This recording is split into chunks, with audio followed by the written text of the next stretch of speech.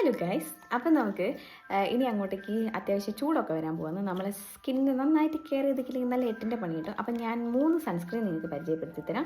ഇത് sunblock OC എന്ന് പറഞ്ഞിട്ടുള്ള സൺസ്ക്രീൻ. ഇത് SPF 45 ആണ്.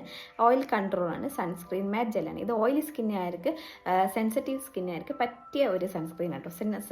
സൺ അലർജി പ്രശ്നങ്ങളൊക്കെ ഉള്ളവർക്ക് പറ്റിയ സൺസ്ക്രീനാണ് ഇത് 3.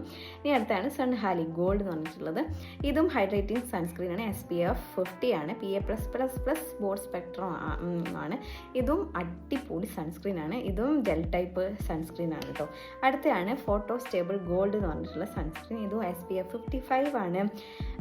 PA+++ ആണ്. യൂസ് ചെയ്തപ്പം എനിക്ക് ചെറിയൊരു പിമ്പ് ചിലർക്ക് അങ്ങനെ വരണമെന്നില്ല, അതുകൊണ്ടാണ് ഞാൻ നിങ്ങൾ കാണിച്ചു തന്നത്.